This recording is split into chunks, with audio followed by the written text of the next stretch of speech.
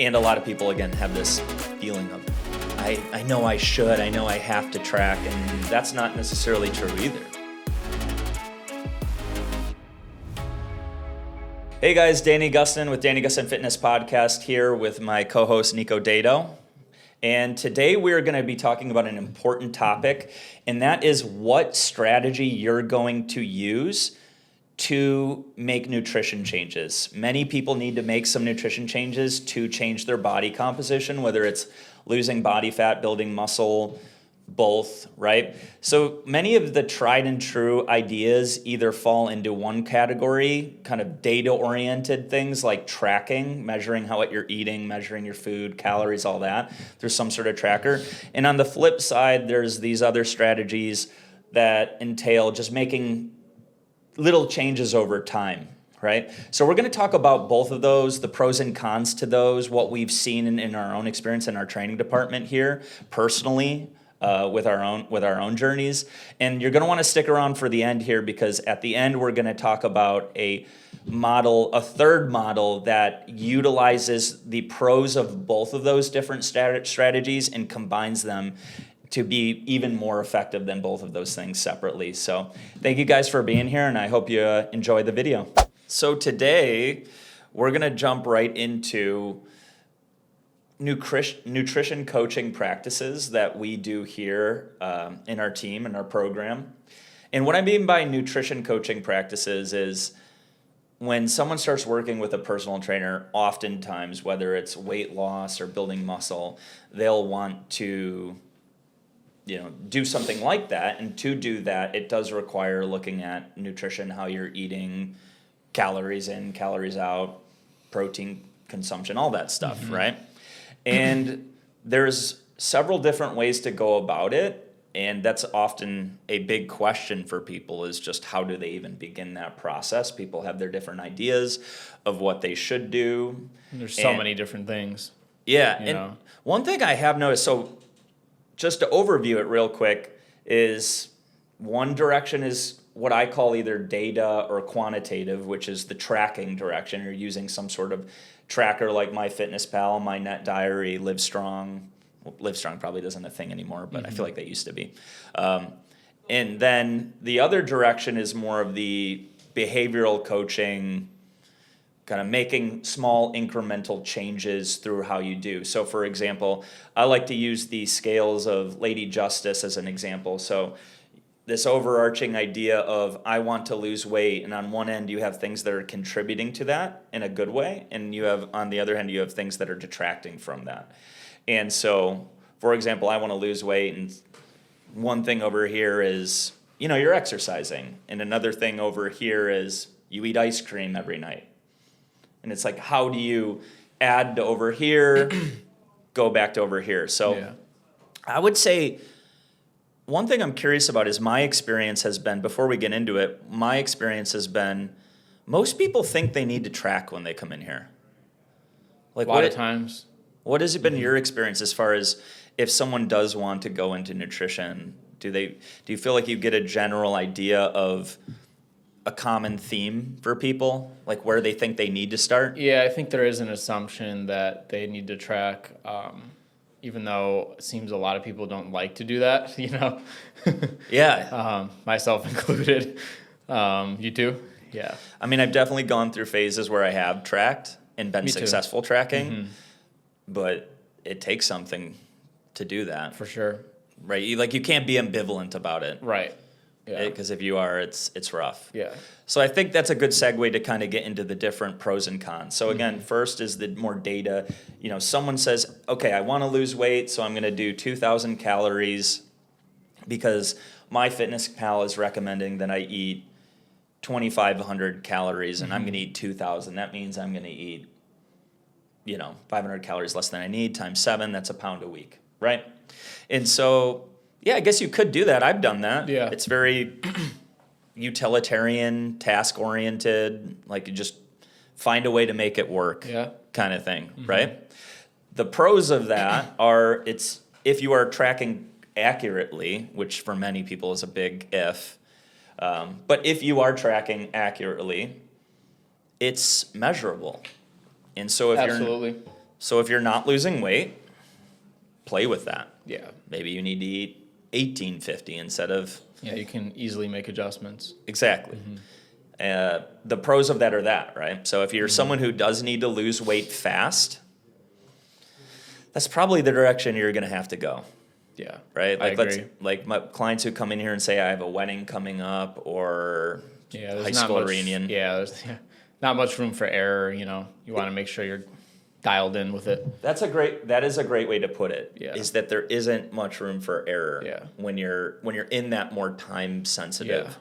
Exactly. Hey guys, quick break here. Just want to ask you guys to like, subscribe, and share the content with others who you think would benefit if you found this video helpful or any of our videos. Also, please comment. At the end of the day, we do these videos for you. We love your feedback. We'll always reply to the comments in the comment section and keep them in mind for future videos. On the other end, the con of that, you already mentioned, it's difficult. It is difficult. I have worked with many people over the years who have just said flat out, I'm not going to track. I don't like it. If the solution involves tracking, I don't want that solution. Yeah. Right.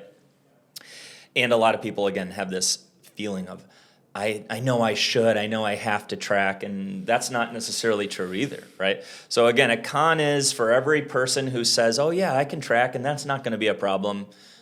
Well, one of the things we'll do is we'll set a time frame of how often are you going to track. Like let's say we get a week to get a full picture of it, because one of the things you're going to want to do, guys, is have a average of a week, right? So if you misbehave on the weekends but you don't track during the weekends, well then that's only telling so much of the story. Yeah. So however much it is, you want enough of a sample size to get that true average. Do you have like a sweet spot as far as how many days, like if you did have someone track, whether it's 24 hours, 72, do you do the full week? Like what has been your experience with that? To getting like an average, you mean? Yeah. Yeah, I think usually like checking in. You mean checking in with everything? For like to at least get like a baseline for what they're doing with the tracking. Oh, okay. Yeah, like a week probably. A week, yeah. At least in the beginning, yeah. I think it's ideal if you can do that. Yeah. But again, it's hard for some people, Right, for one reason or another. So those are the pros and cons. Pros being that it's measurable, good for time-sensitive goals. Cons being it's tedious, kind of annoying at times for some. The behavior modification route is, again, more of got those scales of Lady Justice. So, hey, you know what? I'm going to start adding a piece of fruit at dinner instead of just waiting to get that sweet tooth with ice cream, right? Yeah. Or I'm going to park my car farther away from the store so I get a few more steps in, right? Stuff like that. Yeah. Portion sizes. Portion size. You said one time I liked where it's like if you're out to eat from the start, you put the portion size, like whatever you said, split it in half, or because they're so big, the portion sizes usually. Yeah, I learned that in. That's a good one. I can't remember whether that was the weight loss specialist certification I did or the nutrition coaching, but either way, it sounded gold to me because for sure. it was just explaining if you are out to eat at a restaurant, you get your food and you go, oh, I'm going to split this in half. Yeah. It's much more difficult to do that by the time the food's already there. Yeah. And you're in the process of eating it. You've already begun eating, yeah. But if just from the get-go you say, hey, box half of it for me. Right away, yeah. And then you put it down to the side of your seat. Hide it. It's like a whole different feeling to just keep eating versus...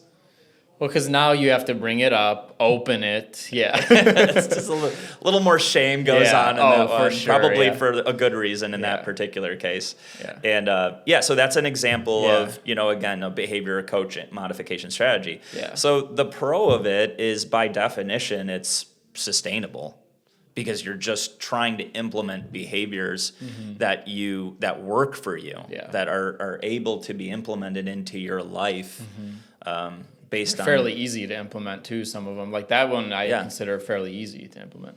You just got to make the mental decision to do it. To do it, Which again goes back to the ambivalence thing, right? Anything is going to be more difficult if you're on the fence, right? But if you've made that decision, Yeah, and that kind of goes back to, like, you and I are both fans of the tiny habits principle, right? And atomic habits for that matter. It's like this idea of, if you want to do a habit or a discipline or behavior or whatever, make it small, make it easy. Yeah. The inverse of that, to make it more difficult, if you don't want to do something, right? Instead of having ice cream in your house, put it in the garage fridge maybe, right? Put it in your crawl space. That would be a whole nother level. Yeah, you must really want the ice cream. Yeah, right. In fact, Crawling.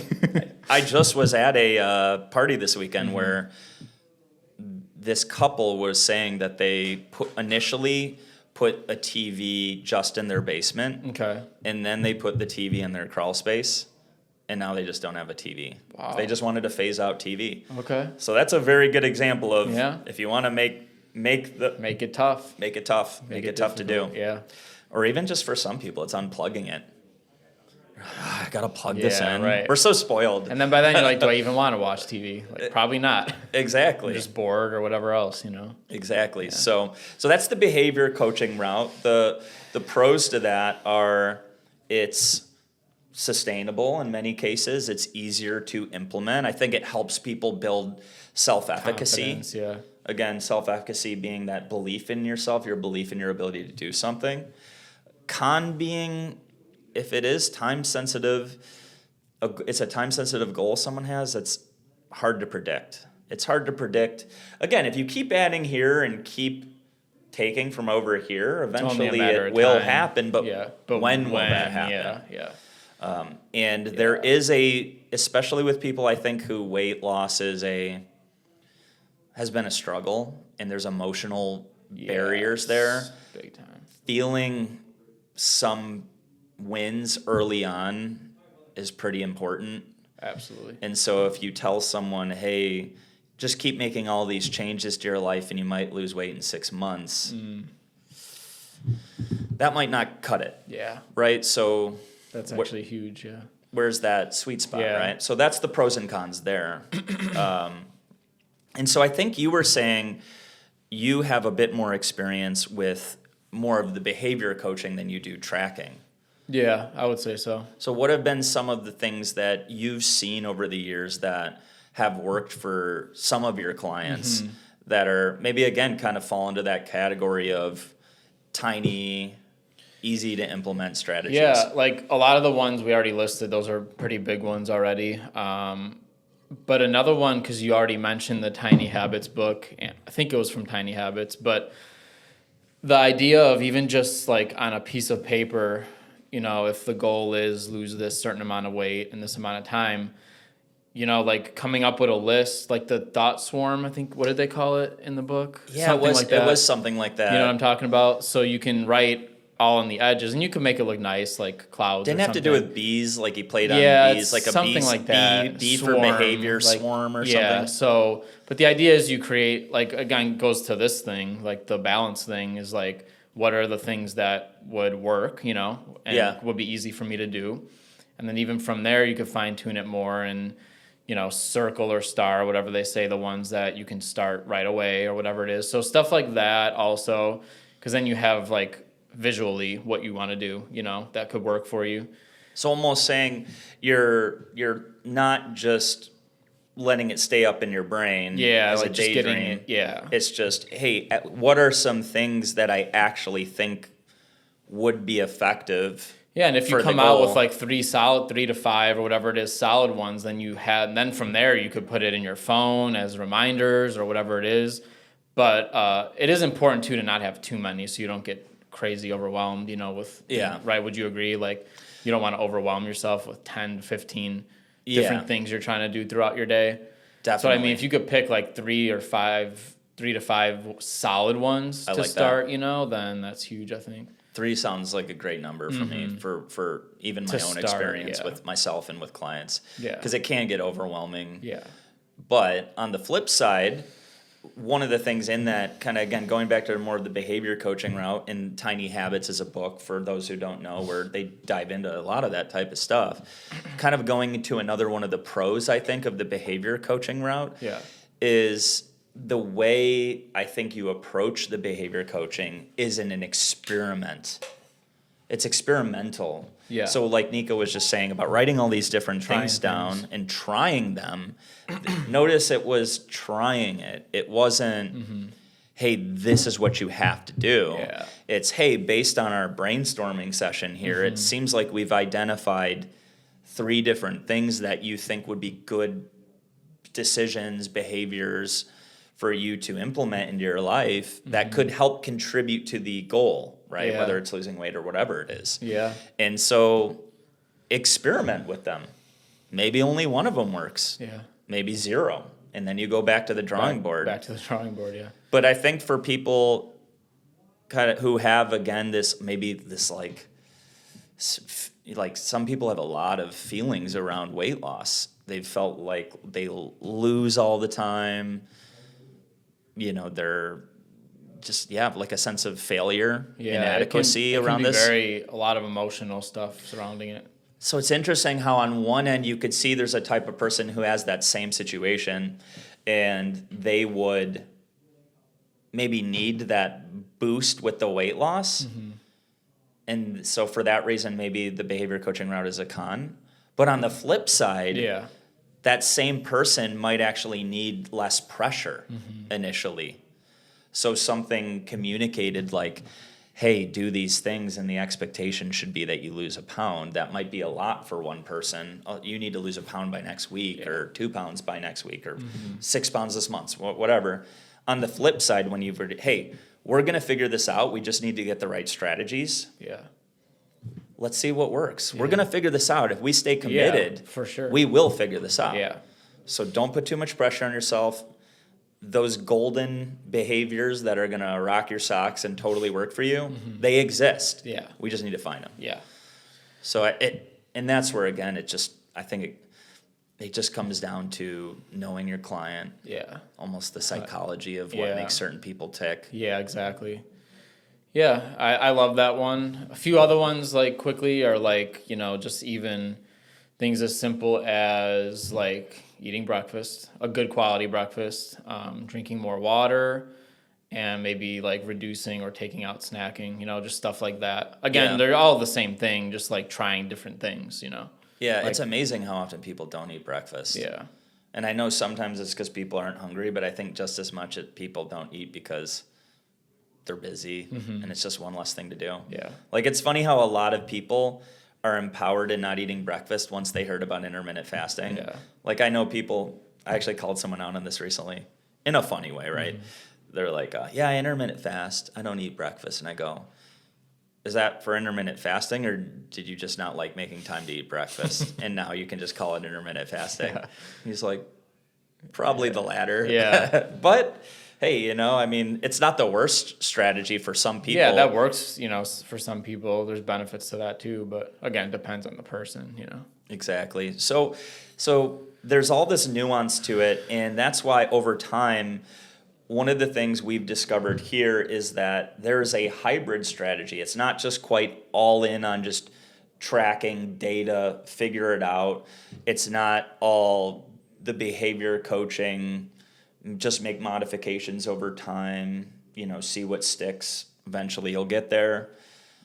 A hybrid approach that has proven to be very effective here is starting with tracking for a period of time that someone can commit to. Let's say it's 7 days. Let's say it's 3 days. Again, it's just important that it's an average of what it is, right? Of what your normal habits are, right? The highs and the lows. And then using that as a more data-oriented framework for how to make the behavior changes, right? So for example, let's say someone really doesn't know where they're quite going astray with their weight loss. They're like, I don't know why I'm not losing weight. Yeah. Some people really have a good sense of it, and some people don't. So if you don't have that good sense of it, and then all of a sudden after a week of tracking, you see, oh man, like I'm eating, if I have 2,000 calories to eat, 1,200 of them are after dinner. Yeah. Dinner and after. Yeah, That could be a big realization. That's fairly common. Right? Yeah. Like, oh, I'm eating ice cream, or I'm eating popcorn or snacking or whatever, extra portions at dinner because maybe I didn't eat that much earlier in the day. That's a big one. Like if they're just inconsistent with their eating, and then there's large calorie meals or whatever it is. Yeah, it's very interesting how there's almost like a multiplication effect with your calories as the day goes on. And what I mean by that is, you'd think if you ate small meals earlier in the day, like let's say you have 2,000 calories to eat for the whole day, and it's like 300 for breakfast, 300 for lunch. So that means technically you have 1,400 calories left at dinner and beyond. Yeah.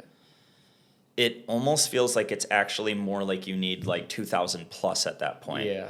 Like something about your body being deprived the whole day almost revs your body up near the end of the day to really eat. Yeah. Like I almost use the analogy of like a kid. If a kid wants your attention, a little kid, right, without much maturity and emotional control, like, oh, I want your attention, like daddy, mommy, whatever, right? And you're like, hey, buddy, come on. And that might work. And then they do it again, right? Maybe that's now, first one was breakfast. Second one was lunch. It was like, hey, pay attention to me. Come on. Yeah. Well, maybe by the third time you're like, it's not like a grabbing your shirt or, hey, pay attention to me, daddy, mommy, whatever. It's like, right? And I think sometimes that's like our metabolism. Yeah. By the time you get to the end of the day. That's a good analogy. Yeah. It's like dinner, pantry, it's all sit down up on the couch, back to the fridge. Yeah. It's like ping-ponging all over. It's almost like a sense, like I've experienced it. Clients have told me about this many times over. It's like almost a feeling of being ravenous. Yeah. Right? Yeah. I don't know if you've ever experienced that. Definitely, yeah. And I find, I don't know about you, but especially lately, I've noticed, like with lunch. Interesting. Like, I don't know if you hear me, like, usually it's at the front when I'm walking people out, but I'm like, what is for lunch? And a lot of times they're like, they don't even know. And it's like, I don't know, like, you need to have a plan, you know? Like, and some days are hard, you know? You have to scrap something together or whatever it is, or get something. But it's like lunch can really throw you off your whole day, I think, if you're not properly eating or not eating at all lunch. And I think it is part of it, especially if you work out. You know, especially if you're working out. A lot of my clients are like morning and mid-morning, so it's like, you just had a hard strength training workout and then no lunch. Yeah. And then now, like, you know what I mean? And then your blood sugar's going to get low, and you're going to be more likely to just go for what's easy. Yeah. And I think part of what makes lunch difficult too is that it's the one that requires the most planning. Yeah. Breakfast, you're at home. Dinner, you're at home. Yeah. Lunch, it's like you have to prepare. Yeah. Or you're going to eat out. Yeah. Right? Mm-hmm. And so, so kind of bringing it all full circle, again, you can combine these two different strategies of the behavior coaching modifications, again, building habits, whatever you want to call it. You guys get the idea. And then on the other end, you have the more data-oriented way. Is you use the data as a framework for a short period of time, enough to where someone can do it. Because again, there's people I know who they can't track consistently for weeks on end, months on end, but they could do it for a week if they just knew the light was end of the tunnel. Hey, I'm telling you, this is all I need. And then again, we can look, dinner, past dinner, that's when you're doing the majority of your calories. Or, hey, you're not eating any protein. Yeah. Right? Protein's a big and so that's when you can use that and go, okay, now we have extra context for this behavior coaching. We're not just guessing. Yeah. Right? We're like, hey, based on the data, now we can even fine tune these behavior coaching strategies even more. Yeah. So it combines, I think, the best of both worlds, in that it's based on data, but it still has that sustainable, easier to implement aspect. So you get the pros of both, really. Exactly. So that's something I would recommend to anyone out there who's maybe tried different nutrition coaching strategies, and it's been difficult, right? Maybe you've tried tracking over and over and it's not working. You've tried the other thing we mentioned, that's not working. You've tried crash diets, whatever it is. You've lost weight, gained weight. That third method I mentioned, combining the behavior coaching and with using the data as a framework, is tried and true. We've used it a lot here with great success, and I'd say ever since we've kind of made more of that switch where we've combined it more, I think it's really helped a lot of our clients. And so, Nico, do you have anything else you want to add? No. Awesome. Thanks so much, Thank man. you. Thank you, guys.